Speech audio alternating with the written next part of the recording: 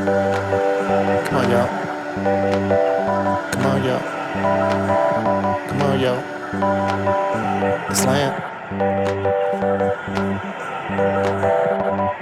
A zoot suit is kind of like the male equivalent of getting yourself into a corset, and so it Holy took me shit. some work. Damn. That's like you have to plan this. Oh yeah. Oh, That's nice. what's up. All right. Yeah.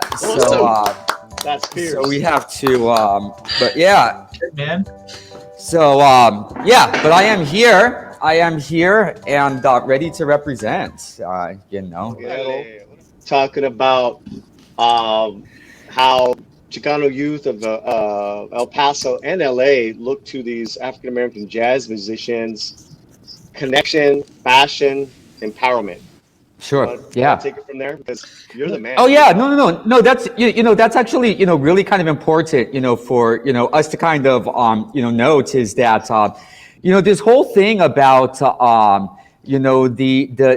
music of the Pachuco subculture and everything is really taken from the African American subculture of the time, which is really jazz and swing music, especially swing music. In the 1930s, 1940s, is really the thing. If you're cool, you're into swing music.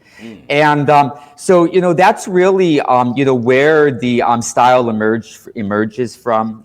It emerges out of the swing clubs of Atlanta, Georgia, makes its way up with the migration of people that are going north, looking for war jobs. Ends up at the famous Cotton Club of Harlem, and taken up by Cab Calloway, the famous Cab Calloway. Yep. Before you go on, so because this is pretty much a history lesson for me as well.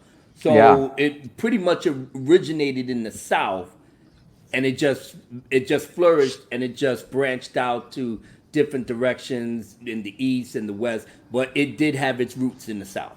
Yeah, it grows up, in the context of African American music, which is part of that emerging from the South and going northward, kind of pollinating, this musical style that goes with. And we know of all of these different styles that, kind of emerge.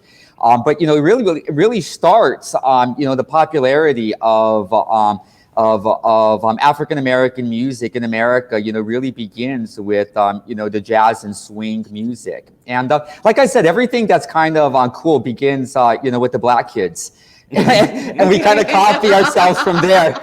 It spins off from there. Yeah, but there's this guy who takes it from the Cotton Club and brings it to Los Angeles. This hip cat by the name of Cab Calloway, who really was the golden goose for Paramount Pictures, and people really saw on screen this amazing style, and it is total dandyism. These zoot suits with extra room for you to be able to do all of this crazy swing dancing moves in. So for people that were, when we're looking back into this age in which we see Mexican Americans and Jewish kids and Italian kids and Filipino kids flocking to these swing clubs and everything to listen to, this music from these African American communities, they're actually doing something that's illegal. You know what I mean? Because, mixed race dancing is illegal because, God forbid it leads to people doing the horizontal mambo. I mean, what could be worse than that? Yeah, and, especially with the brothers. Yeah. So, what's complicated. And unfortunately, Mexican Americans, unlike African Americans, did not understand the nature of Jim Crow segregation, that they were going to have their asses handed to them by trying to insert themselves into, a society that they were not welcome, the Zoot Suit riots. And so it really is this really tragic moment in history in which it is an American pogrom. It is, you have this act of violence against a group of minorities. Interestingly, what young Mexican Americans today, they believe about Zoot Suiters back then was that they were these chingones Mexicans that were standing up to white society. And no, they were assimilating. Right. In the very style and music and all of this. And unfortunately, they did not realize that trying to assimilate into the grandeur of Hollywood nightlife, especially with the style that was racialized as an African American style, that they were going to have their asses handed to them, and they were going to find out what Jim Crow segregation really meant. Researching it, I came across one of the excuses given was that the suits were seen as being a waste of material because that material was being rationed, and that was kind of used as an excuse to ignite racial tensions. Is that true? Sure, absolutely. There becomes this point in which in which they're starting to ration just about everything for the war, and you're starting to ration certain things such as wool. And so what happens is that you have Esquire magazine that is making these articles that are being pushed forward by the United States government on style, and that you should have streamlined suits for Uncle Sam. And basically, you should have smaller and leaner and smaller skirts. And so what happens is that it's not just a banning of the Zoot Suit. You're banning also any type of full length skirt, any type of anything that's looked at as a waste of material. Now you got to understand that this, unfortunately, is also a sly way of sticking it to certain minority people. All of this is for me really learning. It just seems like back in those days, my people wasn't the only one that's being targeted, Sure. And anybody that wasn't Anglo-Saxon or what have you, it was always that stigma there.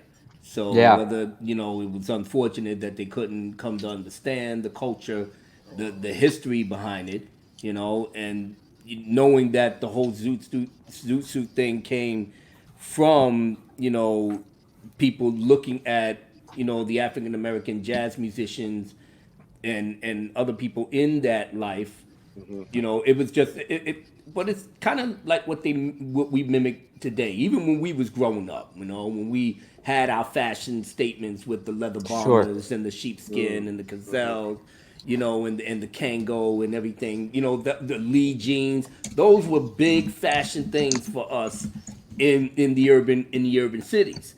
So, everything. I mean, and everything is either appropriated with love and respect because it wasn't like you didn't want to wear it, and it became the cool thing. So, unfortunately, these gentlemen didn't know what cool really was, and they kind of like started hating on top of that because we were so fashionable. I mean, I can understand the backdrop of the war and everything because these people were fighting, for our country, about as hypocritical as can be, fighting for your country, but yet But either way, that's another slant. Right, we'll have you back for that. But that's an irony. And you wonder why I am the way that I am when I talk about these things.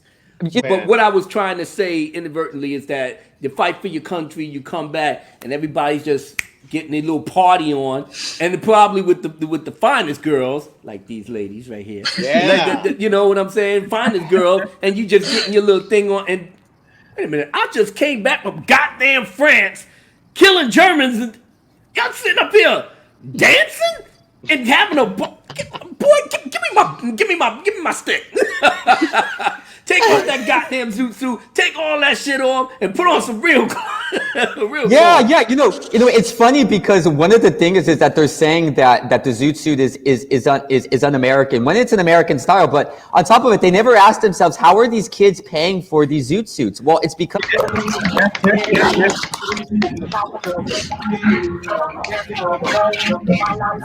them up. My brother got it down pat. Barrio. Woo! Looking great, man. That's Barrio Museum in Boyle Heights. That's his museum. That's awesome. So,